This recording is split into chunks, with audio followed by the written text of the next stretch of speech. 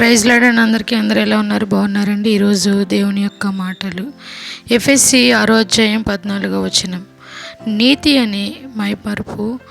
నీతిని గూర్చిన సందేశం సంఘాలలో ఎక్కువగా విన్నాము, మనము కూడా తరచుగా ఆలోచించాము.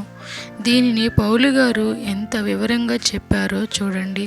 ఫిలిప్పీ 3:9 క్రీస్తును సంపాదించుకొని నా నీతిని గాక క్రీస్తునందలి విశ్వాసం వలనైన నీతి అనగా విశ్వాసమును బట్టి దేవుడు అనుగ్రహించు నీతి గలవాడనై ఆయన యందు అగుపడు నిమిత్తము నీతి ఎందుకు దేవునిలో కనబడడానికి నీతిని ఎవరిస్తారు?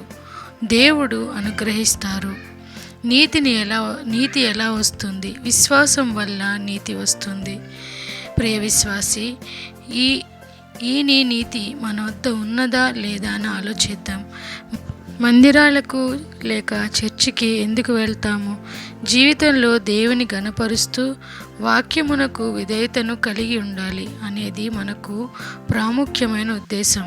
మన జీవితంలో దేవునికి అయిష్టమైనది తెలుసుకోవడానికి, దేవునికి ఇష్టమైన జీవితంగా మార్చుకోవడానికి, పవిత్రపరచబడడానికి ఇంకా ఎన్నో కారణాలకు వెళ్తాం. ఇటువంటివి ఏవీ లేకుండా ఆలయాలకు వెళ్ళడం ఎందుకో ఆగి ఆలోచించండి. పరిశుద్ధత, వినయ విధేయతను ప్రోత్సహిస్తూ కృతజ్ఞతలతో కూడిన ఆరాధన కాకపోతే అది అలవాటుగా చేసేదే అవుతుంది. అవసరాల కోసం బజారుకో, రోగం వస్తే హాస్పిటల్కు వెళ్ళినట్లు ఆదివారం అలవాటుగా ఆలయానికి వెళ్ళినట్లే అవుతుంది. యేసుప్రభు అంటే ప్రేమ అంటే యేసుప్రభు. ఈ రెండింటిని మనము విడదీయలేము. ప్రభువు నిన్ను నన్ను ఎంతగా ప్రేమించారు అంటే తన ప్రాణం నీ కోసం నా కోసం పెట్టేంతగా ప్రేమించారు.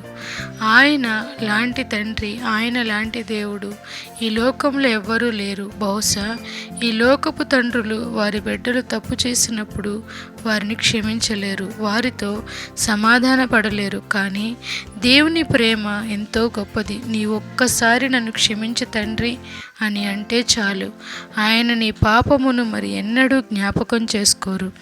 ఈ లోకంలో నీకు మనుషుల దగ్గర క్షమాపణ దొరకట్లేదేమో, అయితే ప్రభు వద్దకు రా.